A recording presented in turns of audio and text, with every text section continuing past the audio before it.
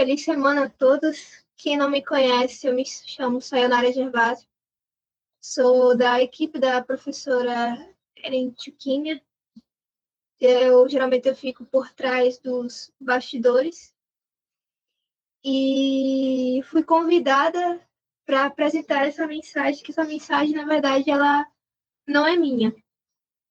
Irmãos, eu gostaria que vocês abrissem Joel, capítulo 2, verso 28.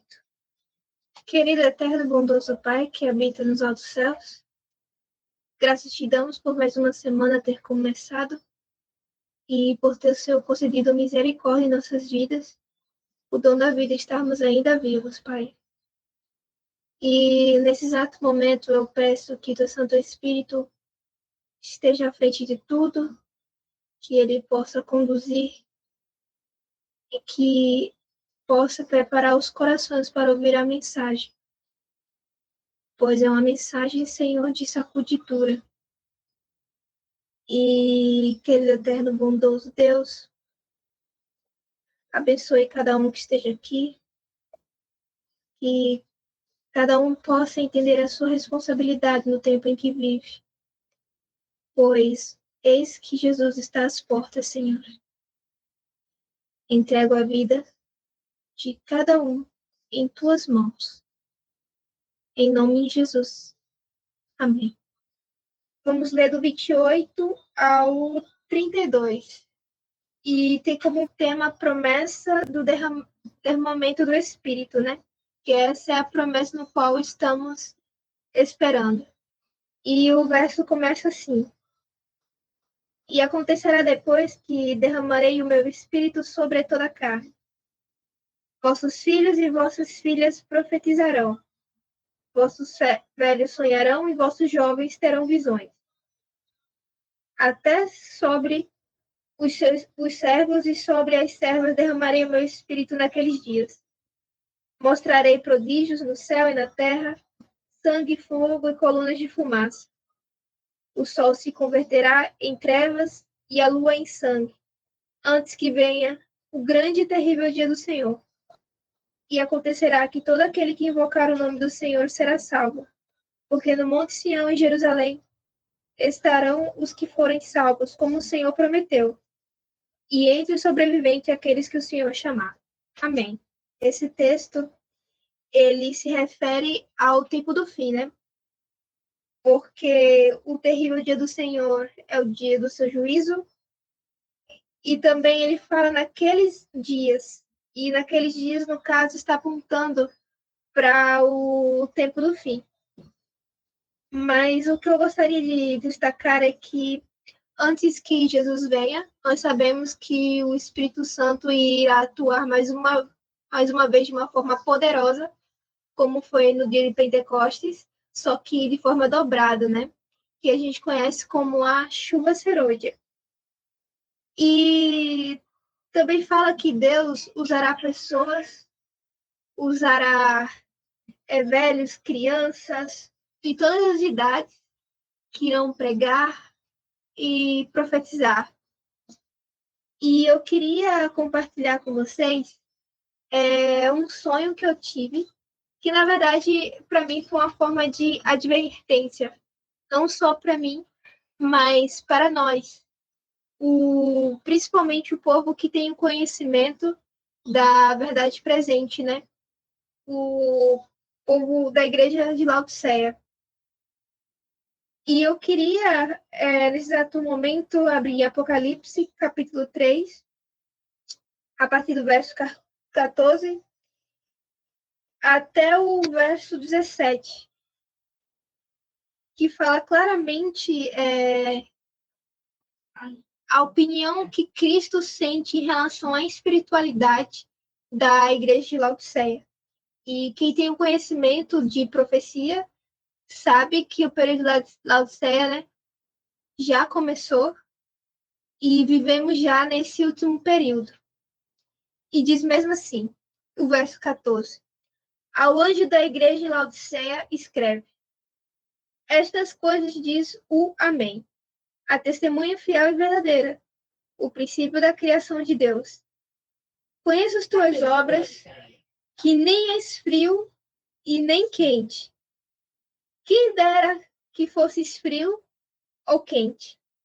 Assim, porque és morno, nem és quente, nem frio. Eu estou a ponto de vomitar-te da minha boca. Pois dizes, estou rico e abastado e de coisa alguma. Nem sabe que tu és infeliz? Sim, miserável, pobre, cego e nu. Infelizmente, Cristo, ele está insatisfeito com o povo da igreja de Laodiceia, porque ele usa uma expressão aqui que ele está a ponto de vomitar. E o interessante é que no verso diz que você não é, a gente não é quente e nem frio, é morno. Ele queria que a gente fosse frio ou morno. Quando a gente estuda mais a fundo as profecias, a pior coisa que existe do que um descrente é um cristão não convertido. Porque ele pode, além de enganar os que estão de dentro, engana também os de fora. E muitas vezes, por termos a verdade, achamos que já é o suficiente. Às vezes nós não se sentimos muito orgulhosos. E Cristo é muito claro, ele fala: você é miserável, pobre e cego e nu. Quem é você? Só que Jesus ele aconselha que a gente compre dele o ouro refinado pelo fogo e também o colírio, as vestes. E isso nós recebemos com a nossa comunhão pessoal e na nossa prática do dia a dia. Mas, infelizmente, essa é a condição espiritual em que o povo de Deus vive nesses últimos dias. Um povo, infelizmente, morno. E eu queria agora compartilhar o sonho que eu tive. Eu tive um sonho muito, muito, muito, muito estranho. Eu sonhei que eu estava numa cidade e parecia que estava um caos dentro da cidade. Estavam tendo guerra, terremoto, bombardeios. Era totalmente caótico. E o que mais me intrigava nesse cenário caótico é que no meio dele existia uma fila muito quilométrica, muito extensa. Uma fila indiana. E eu não entendia por que aquela fila estava ali e por que não se mexia. E o interessante é que, ao reparar a fila, eu reconheci alguns rostos. E eu percebi que eram pessoas que tinham conhecimento da verdade. Pessoas da igreja adventista ou pessoas que tiveram contato com a mensagem adventista, né? Ouviram. E eu não estava entendendo por que estava fazendo aquela fila e por que não andava. E uma coisa muito, muito, muito, muito, muito estranha é que eu senti como se alguém, é como se tivesse a liberdade, alguém tinha me autorizado a ler o pensamento do que se passava na cabeça daquelas pessoas.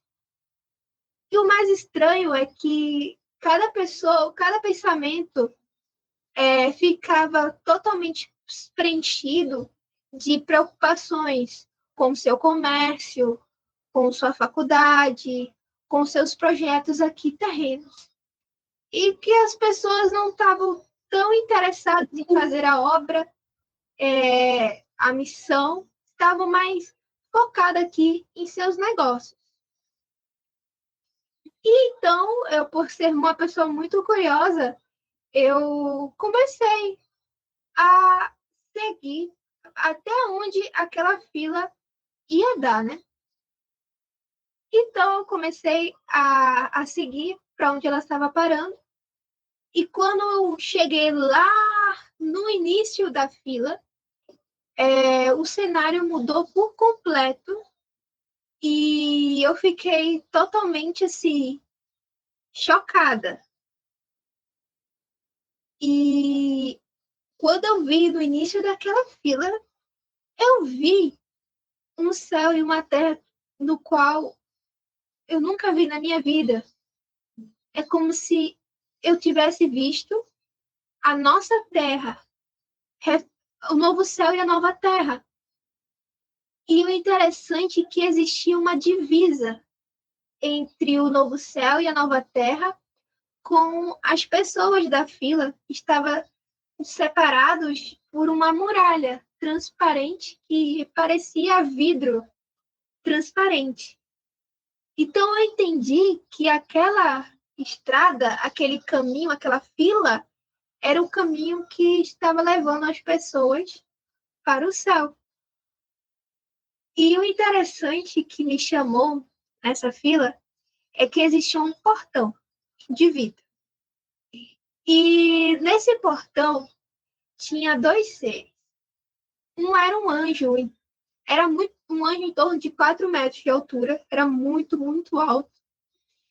E do outro lado dessa porta, né, que dava acesso ao novo céu, nova terra, tinha um outro ser que era um pouco mais alto que o anjo, um pouquinho mais afastado da porta, e que ele estava com um olhar muito, muito, muito fito na fila e tinha um olhar profundo como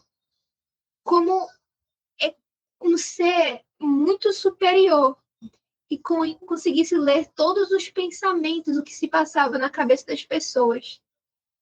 E estava com um semblante muito, muito triste mesmo. E o interessante é que o anjo, ele tinha uma espécie, como se fosse uma espécie de prancheta, que ele anotava os nomes das pessoas que estavam salvas e que não estavam salvas. Nessa porta de vidro existia meio que como se fosse uma caixinha eletrônica que tinha duas luzes que predominavam, uma vermelha e uma verde. E o interessante é que cada pessoa que ia para a porta meio que ela fazia um scanner da conduta dela e analisava se ela estaria salva ou não. Se a pessoa não estivesse salva, acendia a luz vermelha. Mas se a pessoa estivesse salva, acendia a luz verde e a porta se abria e a pessoa entrava, né? No novo céu e na nova terra. Então, eu fiquei reparando aquele grande ser e eu reconheci quem era aquele ser um pouco mais alto. Era o próprio Senhor Jesus. E ele estava com um semblante muito, muito triste em relação à fila que continha o povo do advento e as pessoas que tinham conhecimento da mensagem, da mensagem, né? Do tempo do fim, porque tiveram contato, né? Então eu entendi que aquelas pessoas, essa fila, não queria entrar no céu e alguns, ou a maioria, estavam com medos de avançar porque eles estavam receosos se estariam salvos porque sabiam que os seus corações estavam agarrados com as coisas daqui da terra do que o céu. Então, eu fiquei muito chocada, muito chocada. Então, eu comecei a tentar acordar as pessoas de que elas têm que largar esse pensamento de focar nas coisas do mundo e de amar mais as coisas daqui e de não querer morar no céu e ter a vida eterna. Então, eu comecei a chacoalhar as pessoas. Alguns pareciam que estavam hipnotizados, eu gritava. Vocês são loucos de trocarem a vida eterna no céu por essas coisas. E eu tentava motivar, eu tentava de todas as formas motivar a fila, dela andar, de fazer com que as pessoas caíssem em si e desejassem a melhor opção de todas, que é a vida eterna com Cristo. Só que, infelizmente, a fila não se mexia. E eu fiquei tão angustiada. E só que eu cansei. Eu chamava, e as pessoas não queriam. Então, eu decidi que eu vou sozinha, pelo jeito. E eu fui. E eu cheguei pro anjo e perguntei: eu posso ser a primeira? Já que ninguém quis dar o primeiro passo. O anjo olhou e disse: realmente. Até agora ninguém deu o primeiro passo, mas só você. Então eu fui, fiquei em frente à porta e eu senti uma angústia tão grande, tão grande. Uma angústia de se eu não sabia se eu realmente estaria salva, se Deus tinha me perdoado. Nossa, mas ao mesmo tempo, dentro de mim, no meu íntimo, ardia o desejo de ir para aquele lugar. E graças a Deus, no sonho, deu a luzinha verde, fui aprovada. E eu entrei naquele lugar, belíssimo. E o interessante é que assim que eu entrei, Jesus veio me recebeu. E faz tanto tempo que eu tive esse sonho que eu não lembro direito bem a conversa que eu tive com Cristo. Mas eu lembro que Jesus estava muito, muito triste porque o seu povo verdadeiramente não deseja e não quer ir para o céu. Porque, nossa, e aquilo me mexeu muito, muito, muito. E ele tinha me dado até como se fosse uma espécie de cartão que me dava acesso para explorar os universos. O universo, acesso. E depois que a gente teve essa conversa, a gente conversando, do nada eu senti como se alguma coisa me empurrasse e me virasse para eu olhar para a porta no qual eu tinha entrado. Que eu tive uma baita surpresa. A fila finalmente começou a andar. Só que nem todos entraram. E eu acordei do sonho. E foi uma impressão tão grande dentro de mim que eu comecei a avaliar todos os elementos do sonho, né? Isso me lembrou muito. Irmão White também teve esse tipo de, se bem for um som, for uma visão, tipo uma mensagem, utilizando alguns elementos do tempo dela, que ela viu um prédio, pessoas entrando e saindo, né? E também lembrei de um testemunho de outra irmã que Deus enviou uma mensagem para ela utilizando elementos do nosso dia a dia, né? Que ela sonhou com um navio, sonhou com um capitão, sonhou com pessoas obesas, com tubarões. E meu Deus, sério. Nossa. Nossa, irmã, e se eu disser que eu fiquei assim duvidosa de será que esse sonho veio de Deus ou era só coisa da minha cabeça? Jura que depois de uns dias seguintes, do nada, eu não sei qual foi o canal de um irmão nosso, não sei se foi o Shekinais, que postou um vídeo de um irmão que ele teve um sonho desse mesmo cenário que eu sonhei e da mesma fila que eu sonhei. E quando ele começou a descrever, irmã, era tipo, poxa, foi isso mesmo que eu sonhei, uma fila nesse local, nesse cenário. Nossa, agora eu fiquei assim assustada, irmã. A senhora também sonhou com essa fila. Então, realmente, Deus está... Nossa! Alguém te falou com a senhora, né? Que a senhora estava no final da fila. E o que eu entendi? Que essa fila, ela representa o caminho, a jornada do povo de Deus, né? Para a cidade de Canaã celestial, né? E eu compreendi que, infelizmente, muitos de nós estamos agarrados com as coisas daqui dessa terra. Uma coisa também que eu compreendi é que a porta também ela é a representação de Cristo, pois Cristo, ele é a porta da entrada dos céus. Ele é a porta da graça. E é ele que avalia, assim como a porta ela fez uma análise da nossa conduta de vida, é Cristo, é a pessoa de Cristo que avalia a nossa conduta e analisa no nosso coração para ver se estamos prontos de herdar essa herança maravilhosa ou não. E aquela angústia que eu senti naquela porta é a representação da angústia que muitos dos que serão salvos virão a esse questionamento: será que eu estou salvo? Será que Deus me perdoou? Eu quero tanto ir para o céu, mas será que realmente eu estou salvo?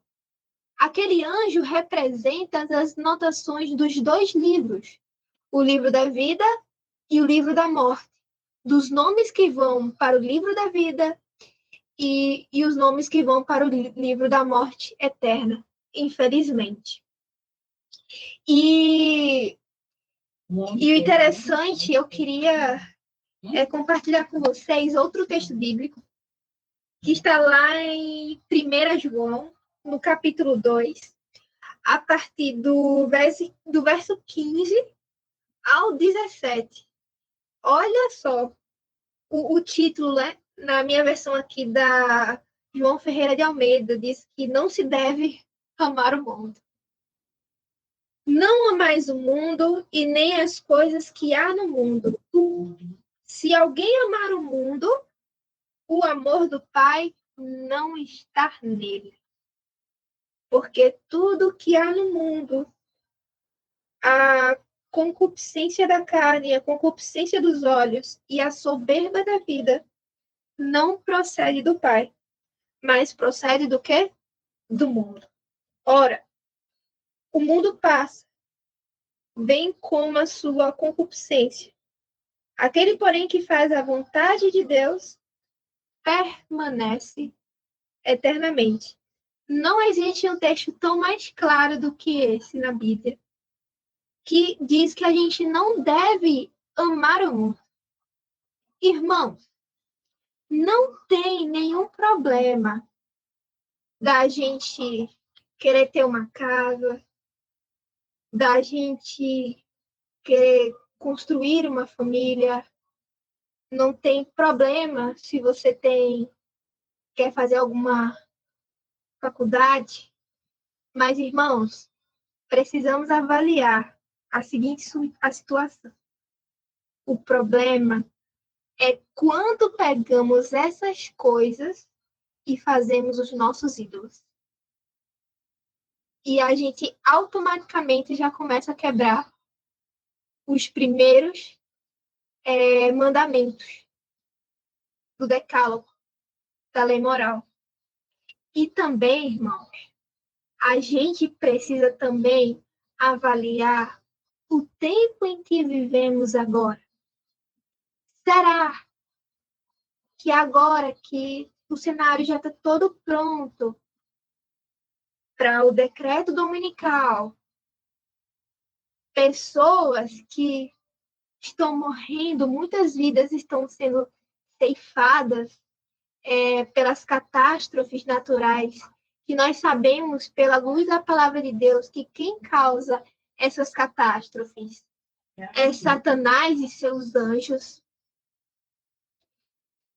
Quando a gente não avalia bem a nossa prioridade do nosso tempo, irmão, e que a nossa prioridade como povo de Deus é abandonar tudo, tudo, tudo e pregarmos e apressarmos a volta de Jesus, estamos cometendo um erro muito, muito, muito, muito grave. E o diabo, infelizmente, ele pega coisas que são uma bênção e transforma uma maldição em nossa vida. E acabamos nos distraindo. E o tempo vai passando, a nossa preparação para o céu vai passando, a nossa comunhão vai diminuindo, o nosso caráter continua do mesmo jeito, não tem nenhuma melhora, nenhuma transformação da atuação do Espírito Santo.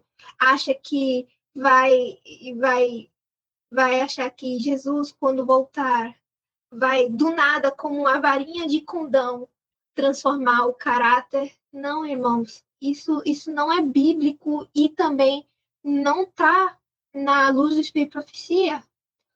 A mudança de caráter começa no meu hoje, com a comunhão diária com Deus e a prática do dia a dia.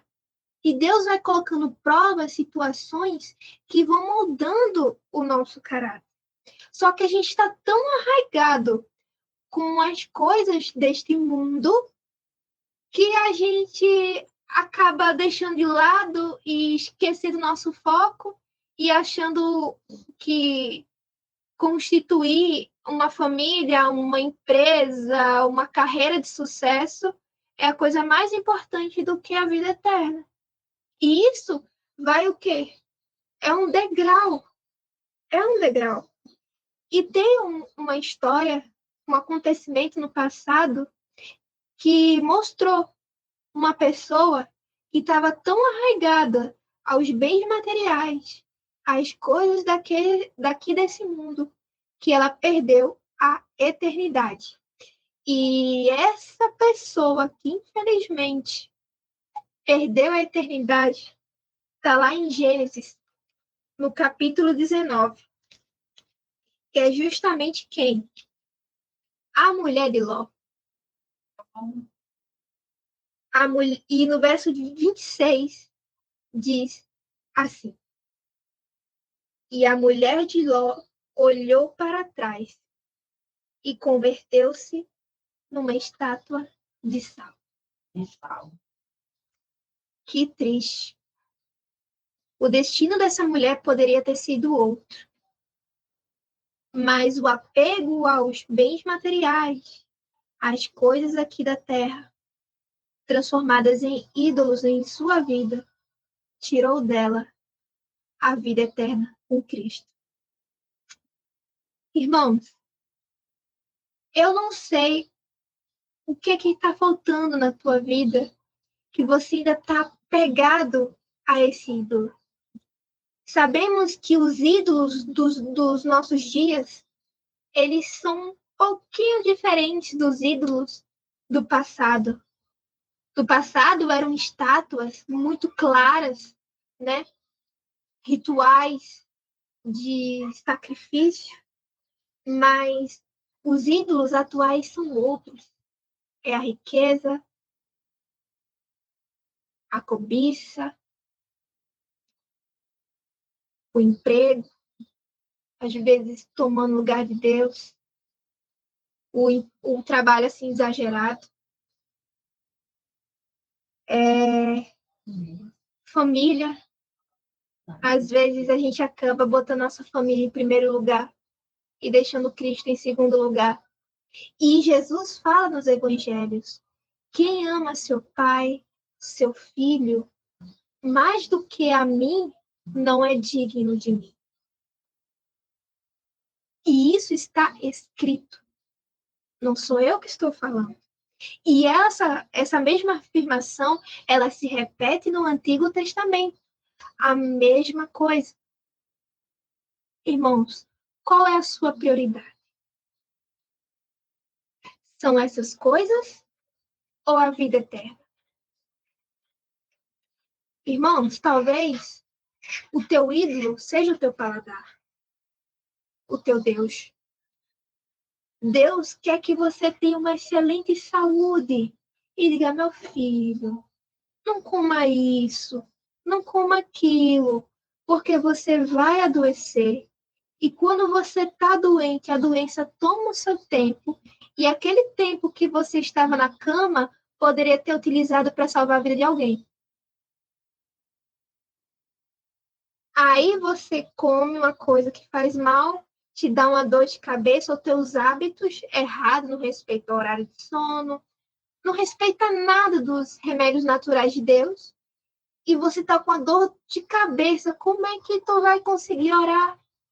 E é justamente a mente que é o canal que Deus utiliza para não se comunicar conosco. A guerra é a mente.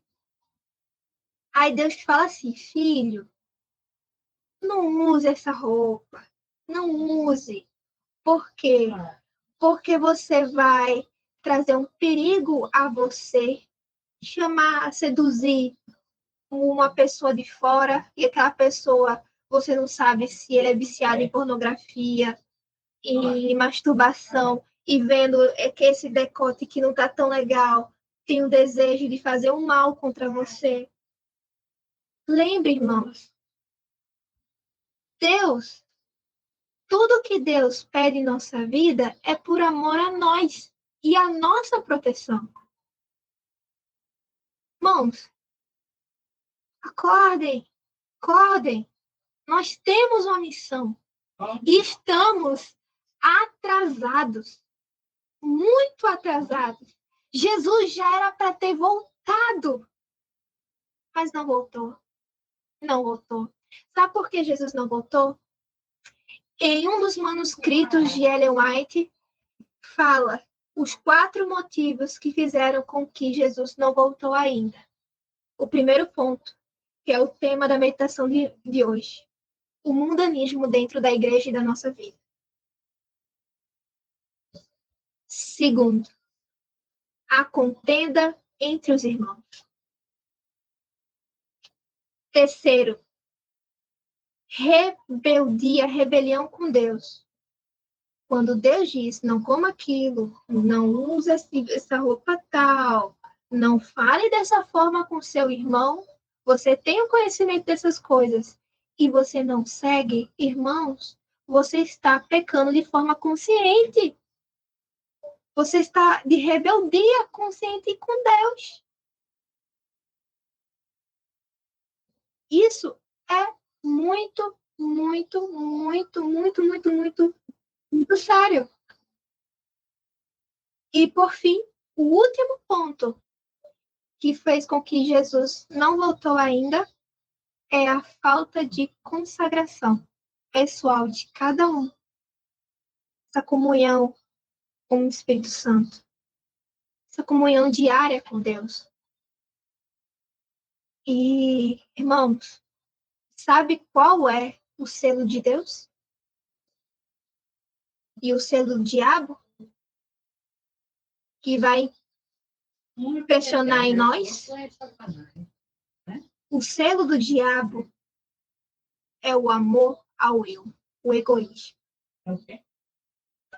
E o selo de Cristo é a abnegação do eu. Irmãos, qual é a sua escolha? Acha que a caminhada cristã é fácil? Nunca foi fácil. Porque é uma luta constante entre o eu. E olha, se tem uma coisa horrível, é o nosso eu. É abnegar dos nossos costumes, dos nossos gostos, dos nossos comportamentos, dos nossos traços de caráter que não são legais, irmão. Tu acha que é fácil ser cristão? Quem é cristão tem que ser forte. Tem que ser uma pessoa persistente. Tem que ser uma pessoa que tenha força. E a gente só consegue a persistência, a força, a fidelidade constante oração e vida prática. Nós não somos salvos pelas obras. Somos salvos pela fé. Mas o combustível da fé é a prática, as obras. Uma coisa depende da outra. O que eu quero dizer, irmãos, não basta ter o conhecimento e a teoria se você não vivencia. Não adianta você querer ir para o céu e ter o coração dividido com as coisas daqui. Lembre, não pode servir a dois senhores. Amarás um e rejeitarás o outro. Quem é o seu Deus? Quem é o seu Senhor? Cristo ou o mundo? Que é regido pelo príncipe Satanás. Irmãos, eu quero que vocês reflitam. Não enxergam essa mensagem como, nossa, uau, nossa, que mensagem, ai, nossa, foi tão forte assim. Não, eu quero que vocês enxerguem essa mensagem, tipo assim, Senhor, obrigado por ter me dado essa mensagem. Obrigada por essa oportunidade que o Senhor está me concedendo de eu avaliar a minha vida e abandonar o mundo, Senhor. E obrigada por essa mensagem, porque essa mensagem está me mostrando, Senhor, que o meu Deus, em primeiro lugar, não é o Senhor. São outras coisas. Então, Deus, me ajude, que o Senhor torne o meu Deus, meu verdadeiro Deus, minha prioridade em primeiro lugar, e me ajude a abandonar os meus ídolos. E é esse o pensamento que eu quero, irmão. Uma reflexão, uma análise de vida. Como é que está a sua vida? Como é que está a minha vida? Será que precisa de mais alguma coisa que eu tenho que abandonar?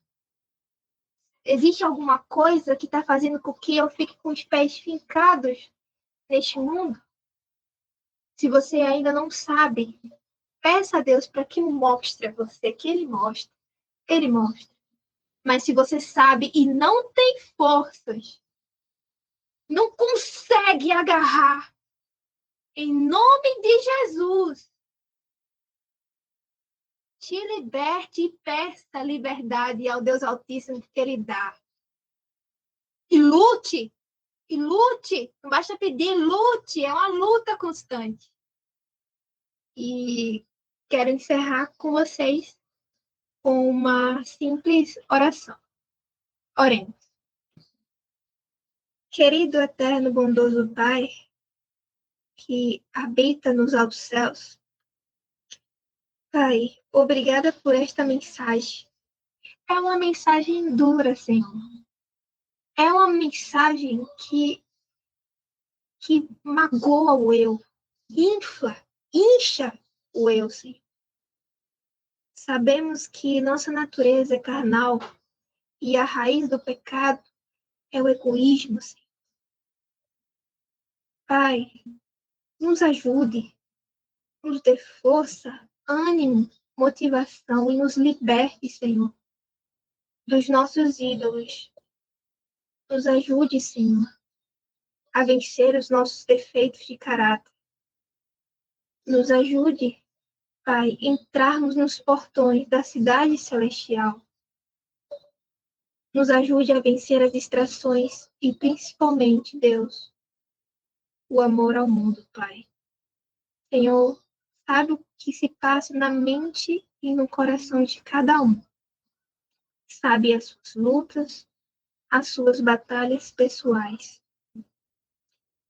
E, Deus, por favor, invita Santo Espírito na vida de cada um. E lhe concede, Deus, a vitória. Mas o Senhor só pode conceder a vitória, Senhor, e cada um que está aqui presente tomar a decisão e a iniciativa de lutar juntamente com o Senhor para vencer os nossos ídolos, Deus. E, Pai, sabemos que o teu filho está tão pertinho de nós. E sabemos que só podemos receber a chuva serôdia se recebermos a chuva temporã.